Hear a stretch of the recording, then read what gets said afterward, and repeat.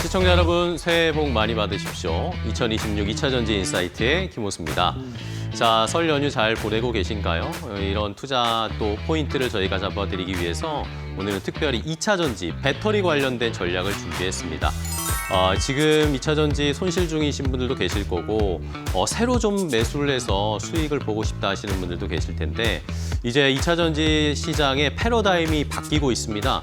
그전에는 EV, 전기차 배터리 중심이었다면 이제는 ESS, 에너지 저장 장치, 그리고 여기에 더 나아가서 전고체 배터리나 아니면 로봇, 우주와 관련된 산업의 배터리까지 그 영역이 확장되고 있는데요. 그렇기 때문에 지금 또 승부처를 볼 수 있을 좋은 기회다라는 전문가들의 의견도 많습니다. 그래서 오늘 저희가 2차전지 투자 전략 어떻게 세워야 할지 자세하게 알려드리도록 하겠습니다. 자, 그러면 2026 2차전지 인사이트 본격적으로 시작해 보겠습니다.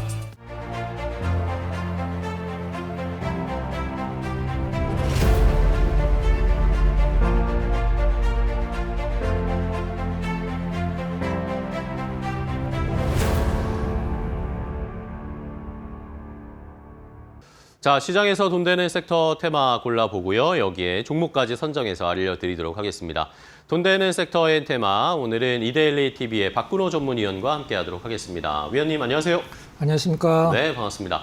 자, 위원님과 오늘은 또 어떤 돈 되는 섹터 찾아볼까요? 박근호 위원이 선정한 첫 번째 돈 되는 섹터부터 확인해 보도록 하겠습니다. 어떤 섹터를 골라주셨을지 공개하도록 하겠습니다.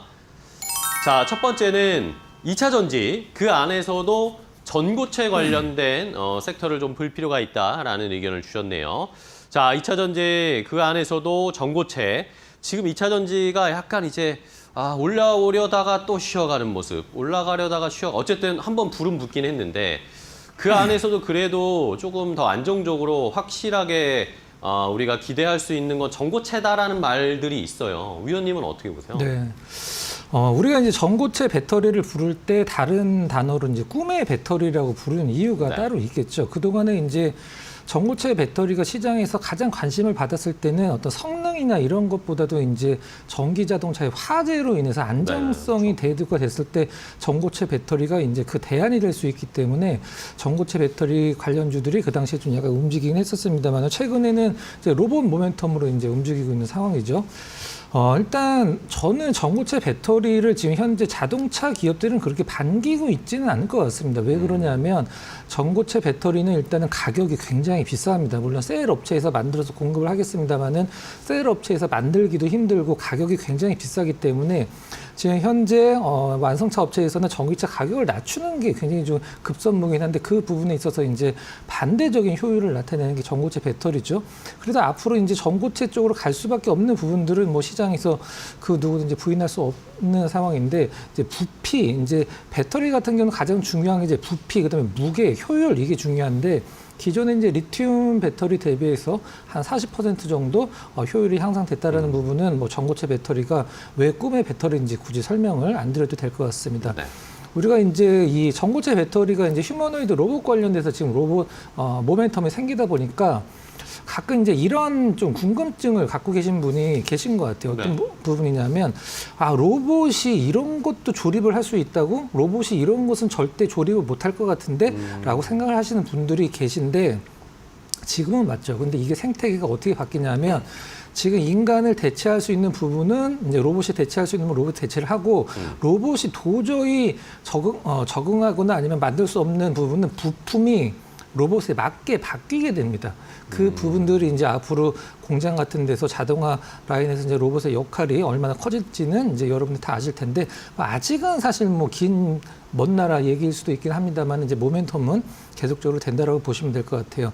자, 정리를 좀 하면 이제 전고체 배터리는 굉장히 좋고 에너지 밀도도 좋고 효율도 좋고 부피 대비해서 굉장히 지만 가격은 굉장히 비싼 좀 단점이 있다. 이게 이제 로봇에 적용될 때는 가격은 그렇게 큰 문제는 안 된다.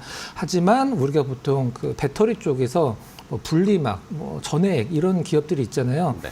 이게 이제 전고체가 대신하기 때문에 이 분리막과 전해액 기업은 상당히 모멘텀은 뭐 다운될 수밖에 없다. 여기까지는 참고를 하셔야 될 것 같습니다. 네, 알겠습니다.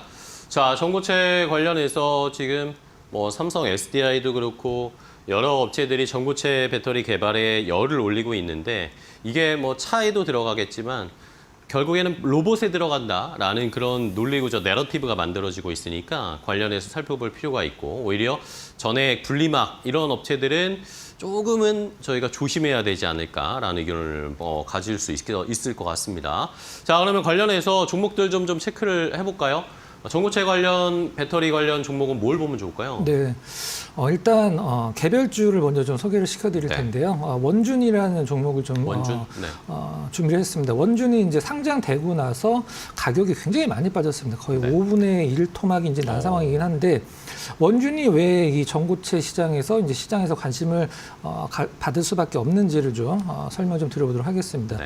우리가 어떠한 기업들을 얘기를 할 때 이제 레퍼런스가 굉장히 중요하게 이제 생각되는 부분들이 있는데요. 새로운 것들이 생겼을 때 이제 레퍼런스가 굉장히 중요하죠. 과거에 니네 기업이 이런 일을 했던 적이 있어? 이게 이제 상당히 중요한데요.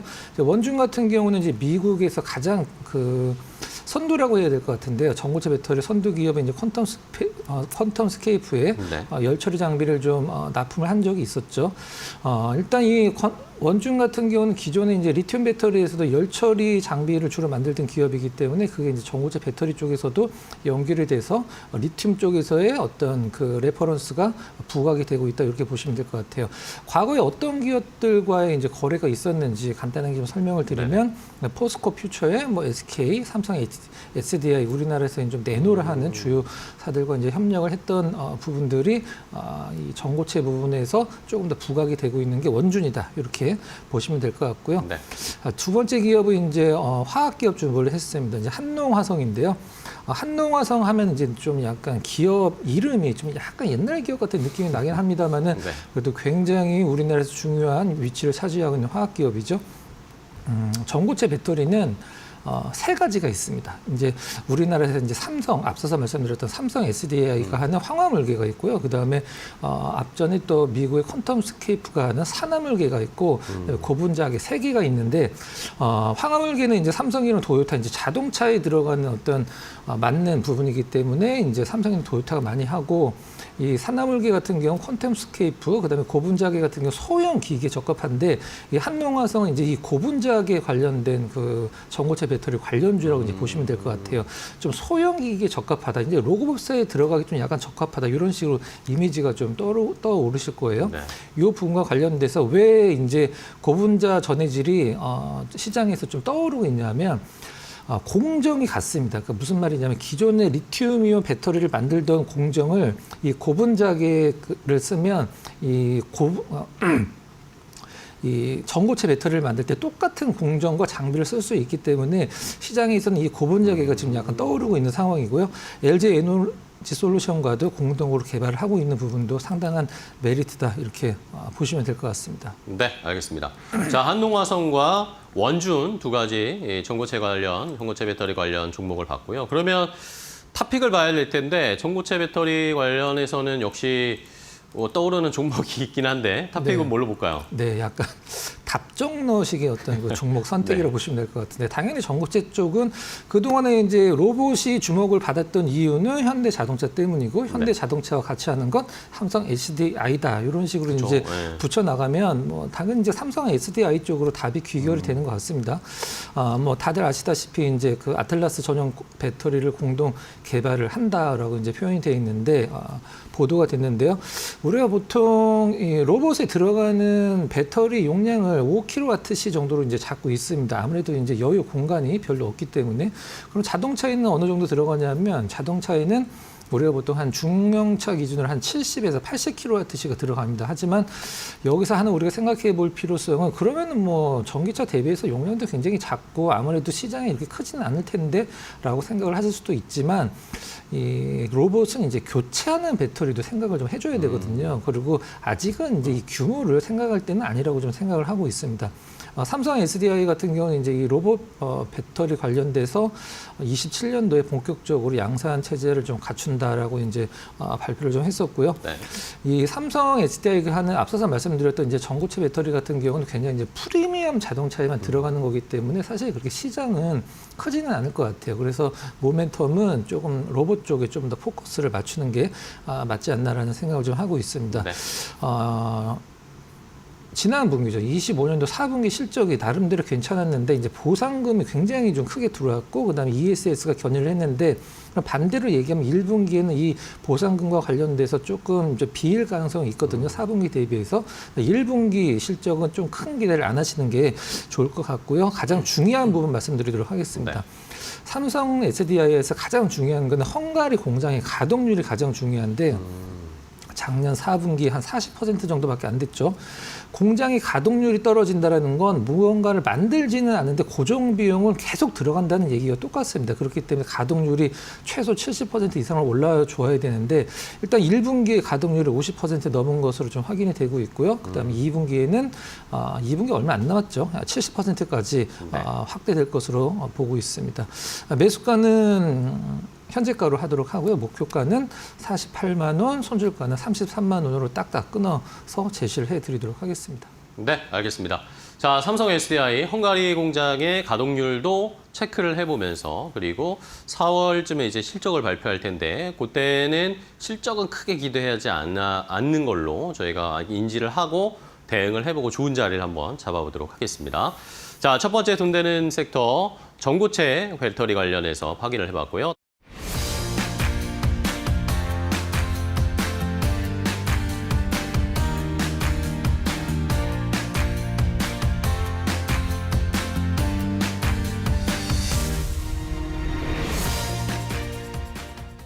자, 그러면 다음에 또 올라갈 수 있을 만한 업종 계속 저희가 찾아봐야 하는데 어제 이어서 오늘도 2차전지 관련, 배터리 관련해서 또 하나의 모멘텀주를 체크를 해보면서 투자 아이디어 얻어보도록 하겠습니다. 앵커 브리핑으로 함께 알아보시죠. 자, 오늘은 배터리 2차전지 관련해서 이번 주에는 좀 쉬고 있는데 그래도 이제 분위기가 약간씩 바뀌는 모습들이 나타나고 있고 2차전지 셀 업체들이라든지 소재 업체들이 바닥은 좀 확실하게 확인한 것 같다라는 걸 아마 시청자분들도 느끼실 겁니다. 결국에는 ESS 쪽에 대한 긍정적인 이야기, 그리고 플러스 알파로 로봇이나 전고체 배터리나 이런 것에 대한 기대감도 함께 작용을 하고 있는데 오늘은 미국 쪽의 ESS 시장을 이 배터리 3사가 어떻게 공략하고 있는지를 좀 확인해 보면서 어디에 투자하면 좋을지 알아보도록 할게요. 자, 일단은 북미 배터리 시장은 이제는 우리나라도 그런 이야기 나오지만 전기차에만 국한된 것이 아니라 전기차에서 이제 다음 패러다임으로 넘어가면서 에너지 저장 장치 ESS 쪽으로 시선이 쏠리고 있습니다. 미국에서 테슬라 메가팩도 그렇고 ESS가 많이 필요하다, 데이터 센터에 많이 필요하다 이런 이야기 많이 나오고 있잖아요.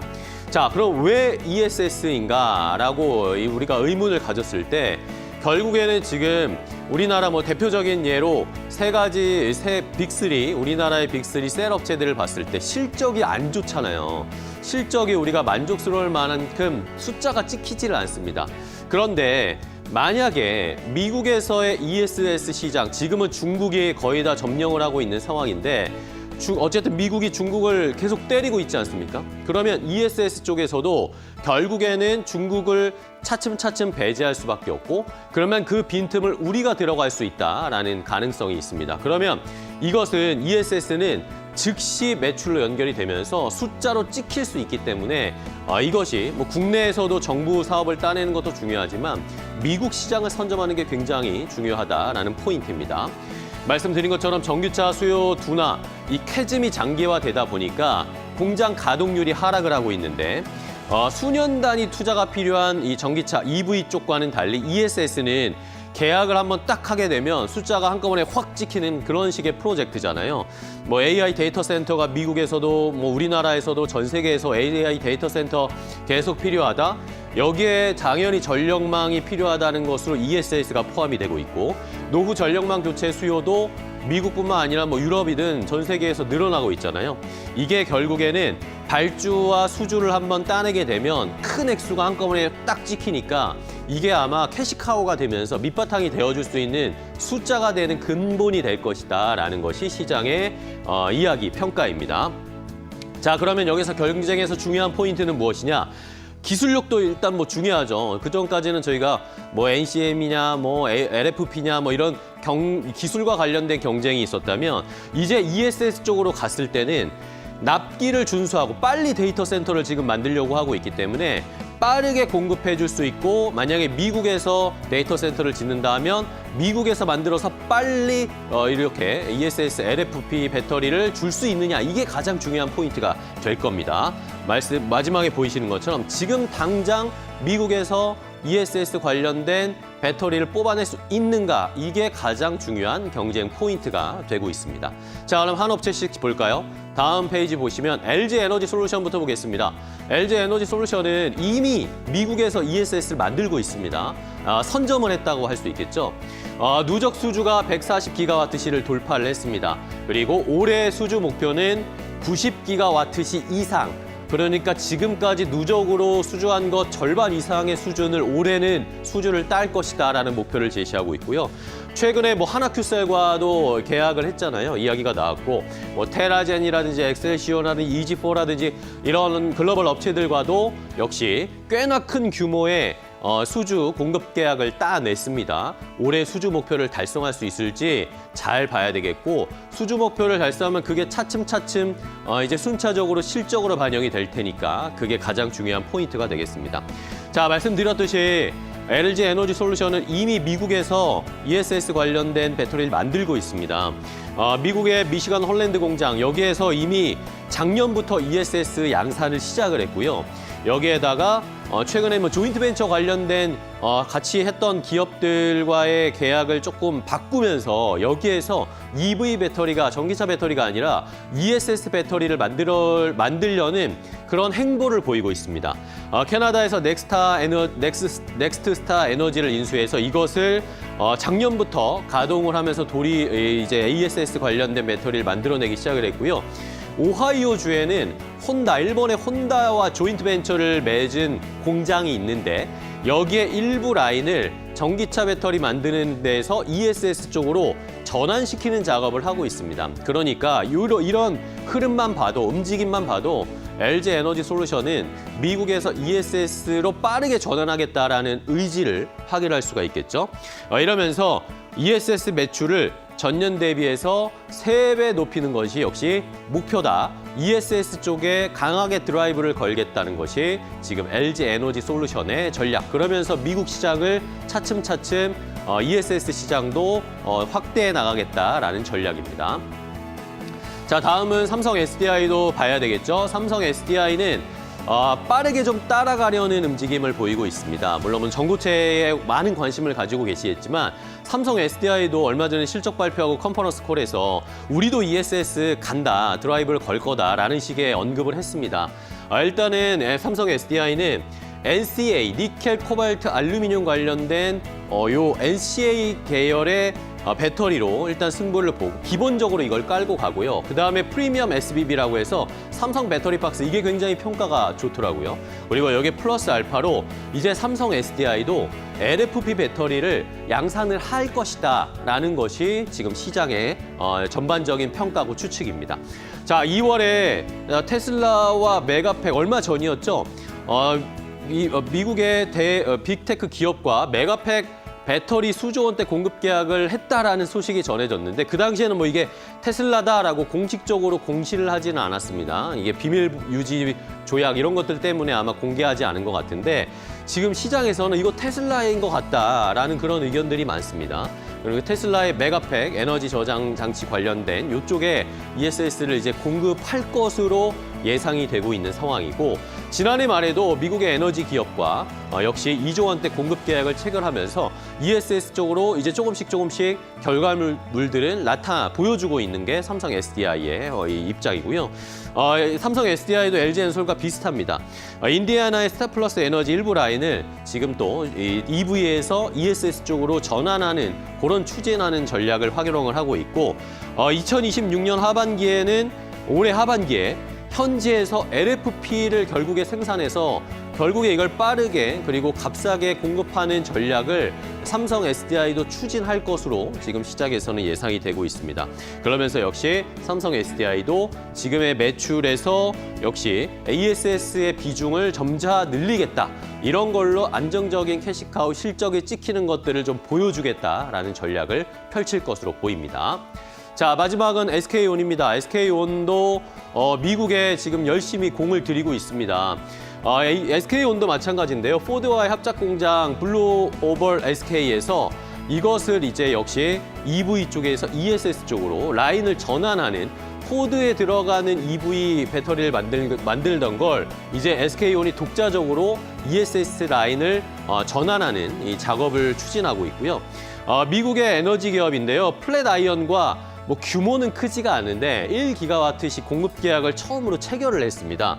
이러면서 북미 시장에서 이제 SK온도 ESS 시장에 포트폴리오를 확보했다라는 그런 레퍼런스를 만드는데 일단은 의미가 있다라고 시장에서는 평가를 했고요. 최근에는 서진 시스템이라든지 우리나라 업체들과 현지 렉 공급망을 구축을 하면서 원가 절감을 하고 조금 더 공격적으로 미국의 ESS 시장을 공략하겠다라는 전략입니다. ESS 수주 20기가와트시 이상을 목표다라고 비전을 제시했는데 과연 SK온도 ESS 쪽에 얼마나 드라이브 속도를 낼 수 있을지 한번 지켜보도록 하겠습니다. 자, ESS 중요한 건 미국 시장에서 중국 기업들 대신 우리 업체들이 얼마나 ESS를 더 차지할 수 있을까 이 부분을 잘 보시면서 새 업체의 경쟁 저희 한번 잘 지켜보도록 하겠습니다. 앵커 브리핑이었습니다.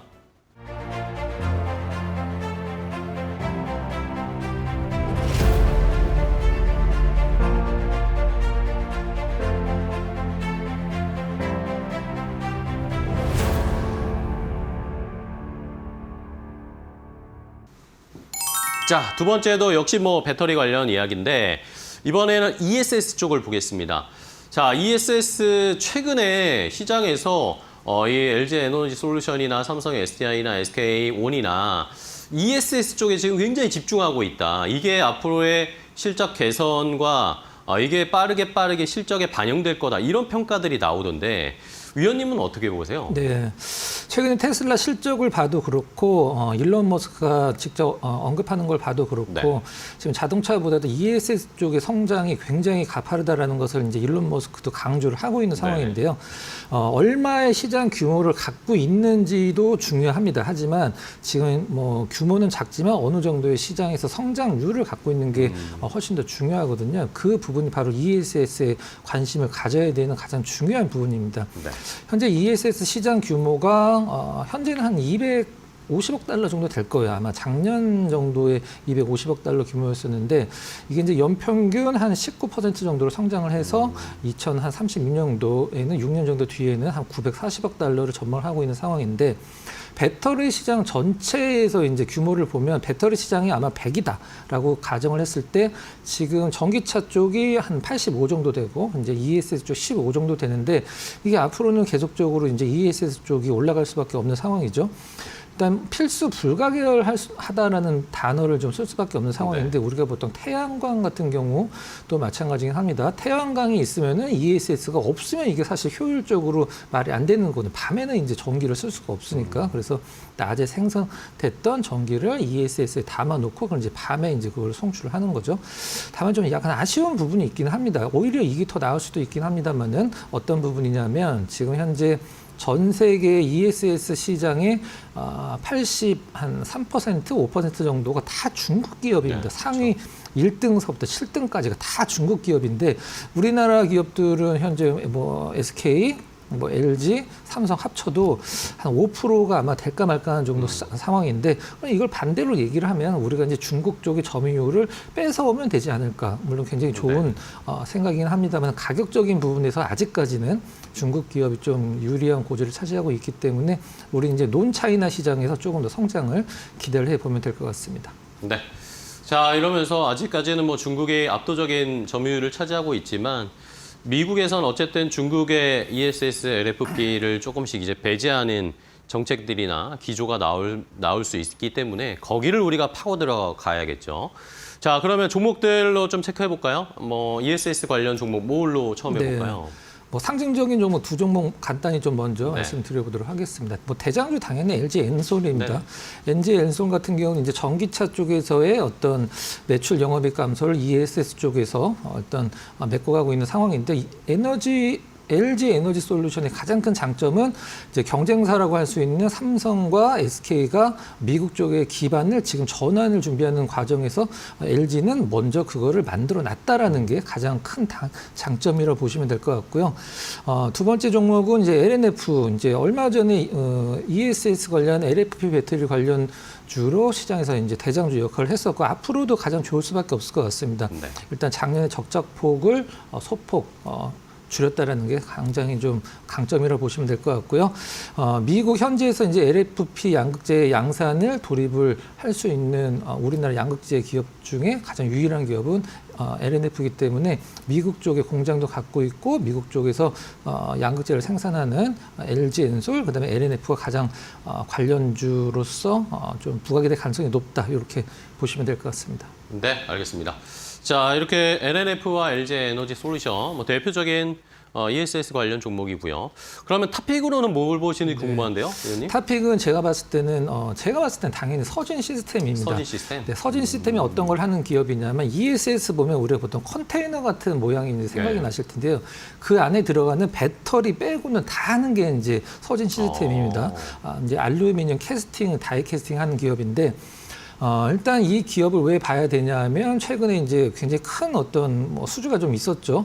어느 기업이다라고 발표는 안 됐습니다만 1조 9천억짜리 ESS 공급 계약 체결을 했는데 기사 내용을 보면 미국에서 생산되는 국내 LFP 배터리가 탑재될 것이다. 당연히 LG 엔솔일 것 같습니다. 이게 왜 중요하냐면 서진 시스템은 그동안에 삼성이랑 SK랑 관계가 있었는데 LG 엔솔의 그 ESS와는 관련이 크게 없었거든요. 근데 이번에 LG 엔솔을 콕 집진 않았습니다만 거의 100% 확률로 LG 엔솔이죠. 그래서 LG 엔솔과 거의 2조 원에 가까운 배터리 이제 ESS 어떤 그 여러 가지 부분들 계약을 하면서 모듈이나 아니면 이제 컨테이너 같은 것도 다 이제 서진 시스템을 만들죠. 그래서 앞으로 ESS가 시장에서 조금 더 좀 노출이 된다라고 하면 이슈화가 되고 서진 시스템의 가장 실적적인 부분이나 가격적인 측면에서 주가적인 측면에서 좀 가장 많은 좀 혜택을 받지 않을까라는 생각에서 서진 시스템을 픽을 해봤고요. 네네. 가격적인 전략은 현재가를 이제 매수가로 좀 정해보도록 하고요. 목표가는 25,000원, 손절가는 16,500원을 좀 디테일하게 좀 설정을 좀 해봤습니다. 네, 알겠습니다. 자, 이렇게 ESS 관련해서 탑픽 종목으로는 이제 LG 엔솔과도 함께 협업을 할 수 있을 것 같다. 그렇게 추정이 되는 서진 시스템을 탑픽으로 골라주셨으니까요. 저희도 잘 한번 공략해 보도록 하겠습니다.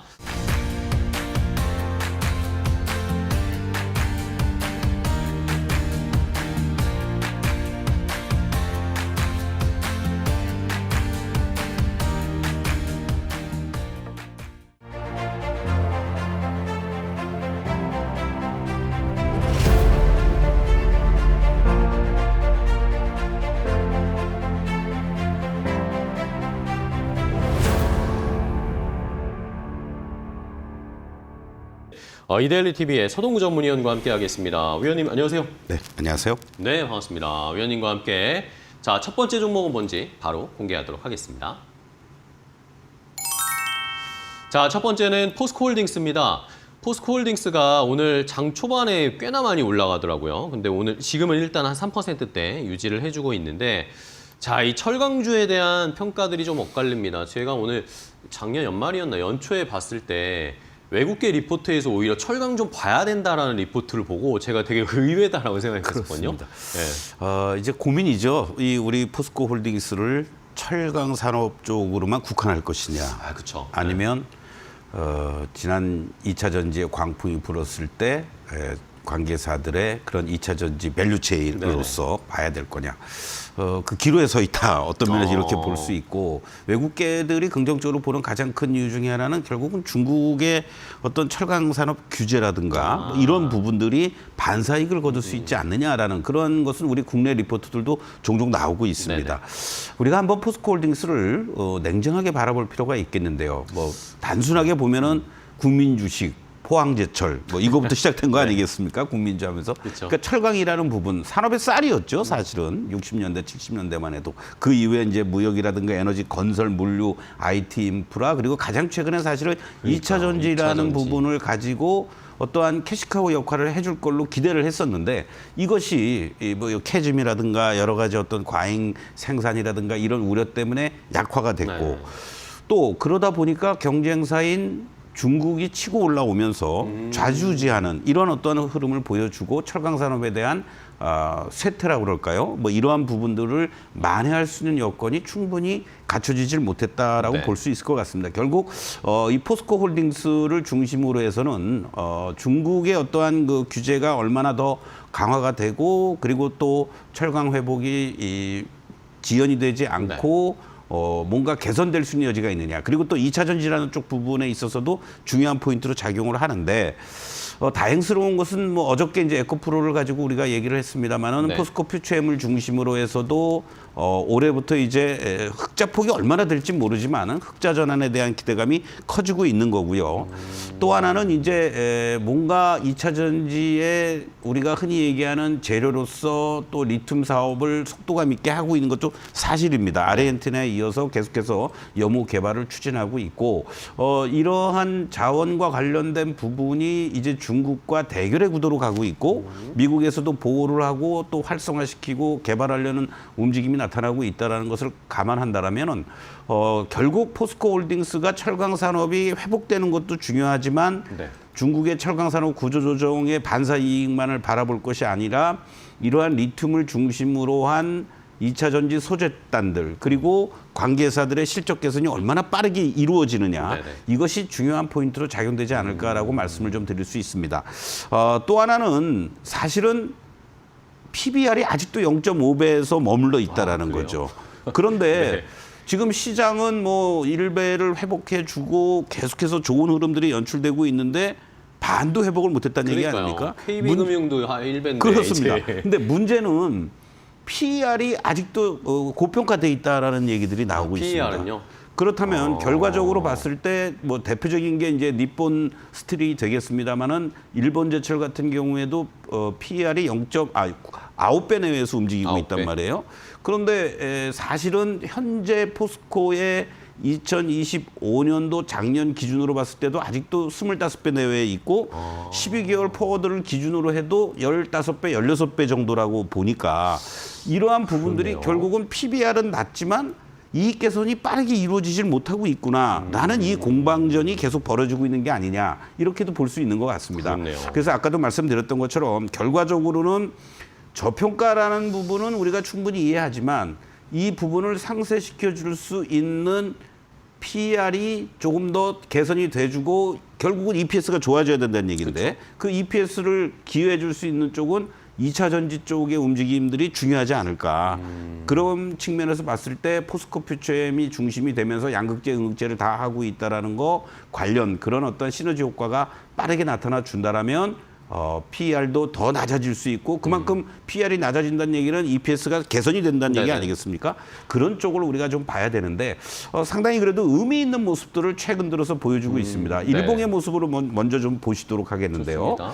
지난번에 이렇게 외국인과 기관들이 동시에 순매수가 들어오면서 장대 양봉이 한번 나왔습니다. 네. 그리고 나서 뭐 추가적인 상승을 보여주면서 39만 원을 넘어가는 듯한 모습도 보여주었지만은 이 결과적으로는 더 치고 나가지 못하고 이제 기간 조정의 양상을 보여주었고 오늘 이제 다시 한번 거래가 실리면서 39만 원 돌파 시도를 해주고 있는데 지금 월봉의 모습을 한번 좀 보시도록 하겠습니다. 네.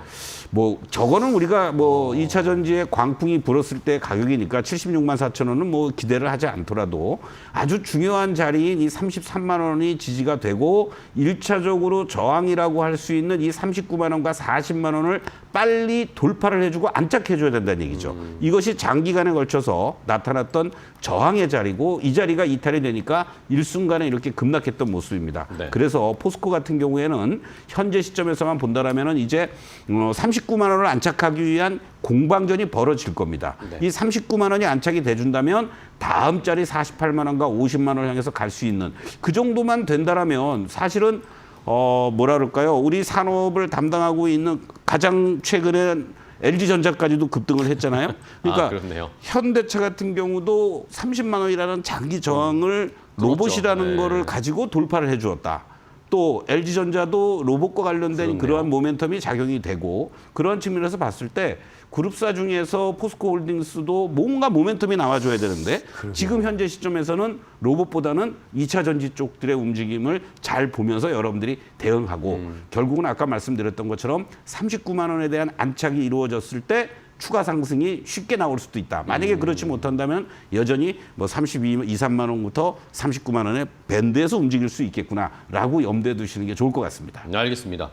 에코프로 이제 시청자분들이 관심이 굉장히 많으십니다. 2차 전지가 또 막 치고 올라오다가 이번 주에는 이제 약간 일단 숨고르기를 하고 있는데 2차 전지에 대한 투자 전략을 어떻게 세워야 할지를 이제 많은 분들이 고민이세요. 가지고 계신 분들 예전에 이제 비싸게 사셨던 분들은 어떻게 해야 되는지 아니면은 이제 2차 전지 한번 들어가 봐도 괜찮지 않을까라고 생각하시는 분들도 이렇게 양분되더라고요. 오늘 시간이 되는 한 에코프로를 집중적으로 한번 분석을 좋습니다. 해보겠습니다. 우리 코스닥 시장이 이 정부 정책의 활성화 대책 이런 요인으로 인해서 네. 1000포인트를 넘어선 것도 의미가 있지만 그 핵심은 결국은 에코프로를 중심으로 해서 2차 전지 쪽들도 큰 역할을 담당하고 있다라고 그렇죠. 말씀을 네. 좀 드리겠습니다. 다만 이제 크게 세 가지를 우리가 이제 볼 필요가 있는데요. 네네. 첫 번째는 역시 어떤 실적단에 대한 네, 그러한 그렇죠. 부분들 그리고 두 번째는 이제 수급이라든가 모멘텀적인 요인들 네. 그리고 이제 마지막으로 가격적인 측면에서 지금 현재 위치가 어떤지 이 부분들 우리가 이제 하나하나씩 한번 점검을 해보도록 하겠습니다. 네, 좋습니다. 사실 우리가 이제 반도체 쪽도 마찬가지고 실적이라는 것이 좋게 나오고 더 좋아질 것이라고 판단이 되기 때문에 계속해서 또 신고가 행진을 해나가는 네. 모습이죠.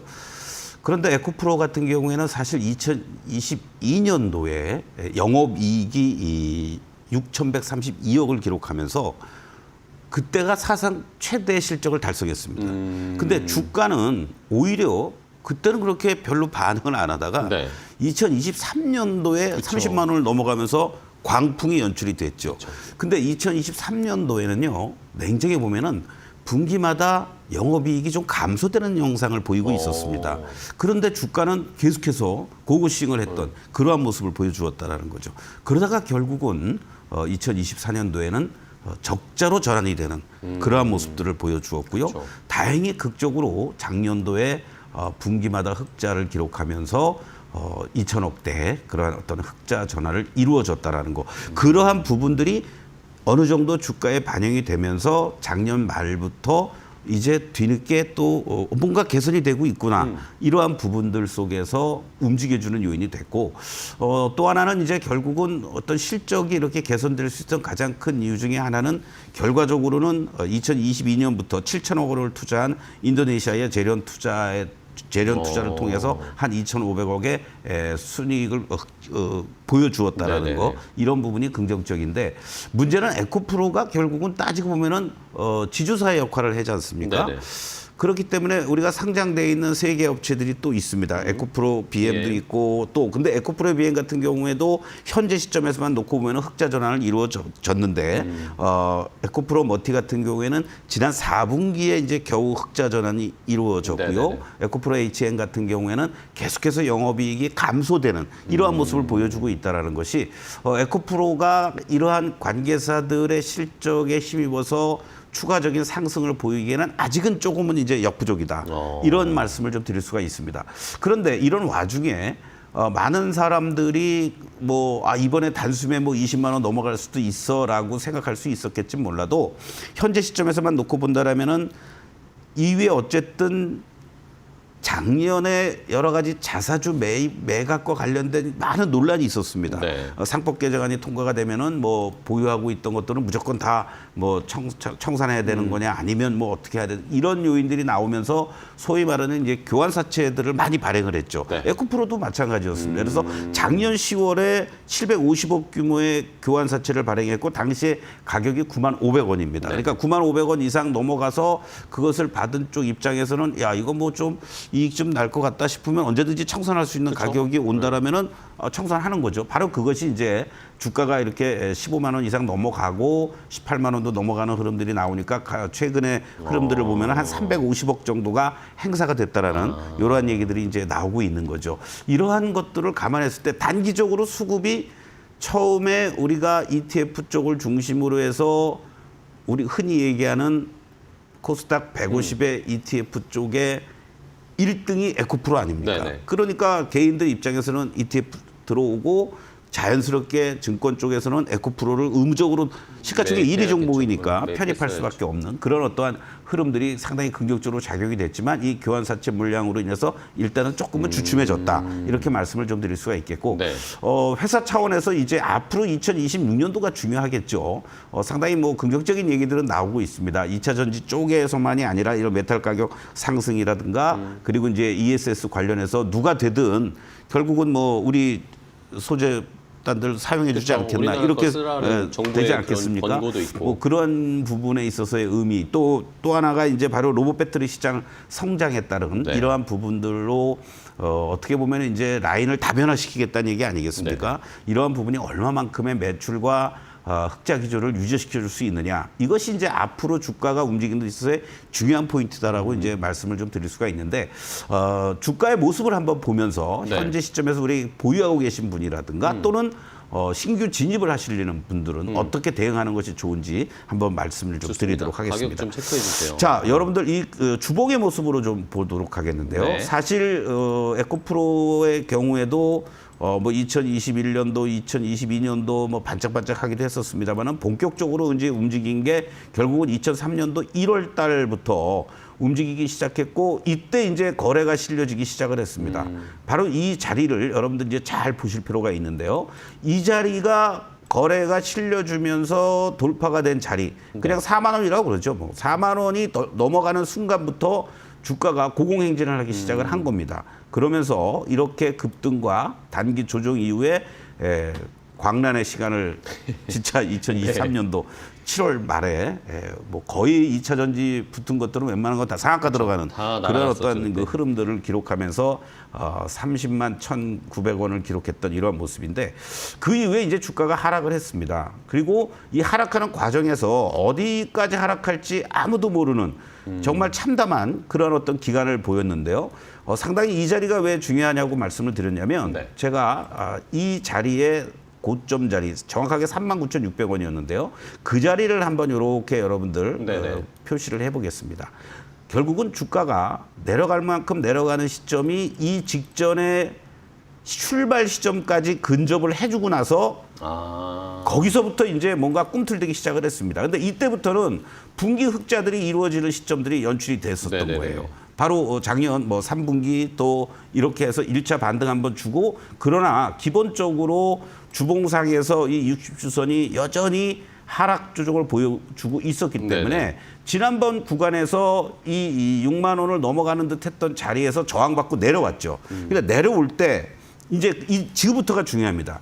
만약에 다시 또 이 종목이 4만 원도 깨지고 3만 원대 후반까지 밀렸으면 네. 지금과 같은 이런 상승이 못 나왔을 거예요. 그런데 직전에 저점 이상에서 지지를 잘 받아주면서 4만 원대 후반 5만 원에서 지지받으면서 여기서 거래가 다시 실려준다는 얘기죠. 그리고 나서 어떤 흐름으로 갔습니까? 계속해서 상승 흐름이 연출이 됐고 비로소 단 주봉상에서 5, 20 그리고 60선이 모두 우상향으로 반전이 됐습니다. 네. 그런데 지금 자리에서 이제 딱 부딪히는 이유는 뭡니까? 바로 직전에 저항이 보여졌던 자리들이 18만 원에 있었다라는 거죠. 그리고 현재 시점에서는 이 13만 원을 중심으로 해서 직전에 저항을 받았던 자리 또는 지지를 받았던 자리들이 이탈했던 자리가 이 자리가 이제 지지선으로 바뀐 겁니다. 네네. 그러면 다음 저항은 어디에 있겠습니까? 바로 20만 원대 이상에서 형성이 돼 있다는 얘기죠. 22만 원 정도. 그러면 지금 자리에서부터가 이제 대단히 중요한데요.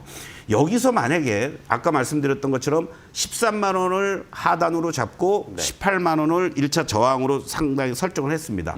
그리고 여기서 이제 18만 원 이상을 넘어가서 20만 원대를 넘어가려면 지금 15만 원을 중심으로 해서 지지력을 잘 보여줘야 된다는 얘기죠. 우리가 흔히 1층부터 10층까지 있는데 10층까지 갔다가 20층까지 올라가려고 했더니 힘들어요. 그러면은 조금 뭐 앉아서 있든 아니면 뒤로 좀 밀렸다가 다시 또 가야 되지 않겠습니까? 그러니까 우리가 흔히 얘기하는 전형적인 N자형의 파동이 나오려면 여기서 올라갔다가 조정받고 다시 급하게 올라갔다가 밀리더라도 이 15만 원을 중심으로 해서 지지를 받아줘야만 이 자리가 올라갈 수 있는 자리가 나오는 거고 15만 원이 깨진다면 13만 원 초반까지도 여러분들 열어두셔야 됩니다.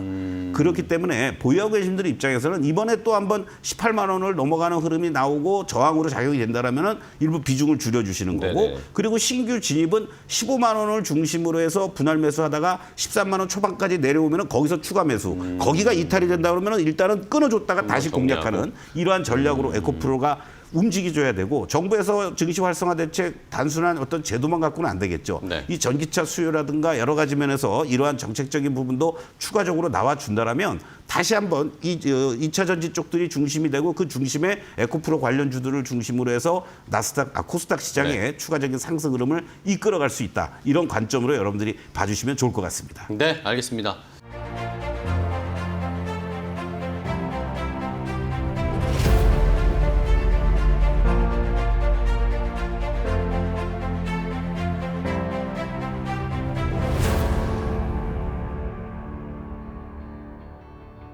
자, 뜨거운 시장에서 이제 2차 전지 배터리도 함께 동참해서 뜨거운 상승을 보여줄 수 있을지 우리에게 수익을 줄 수 있을지 오늘 저희가 전해드린 내용 가지고 잘 투자 전략 세워보시기 바랍니다. 자, 새해 복 많이 받으시고요. 설 연휴 잘 보내시고요. 저희는 또 더 좋은 프로그램으로 인사드리도록 하겠습니다. 2026 2차 전지 인사이트 여기서 마치겠습니다. 고맙습니다.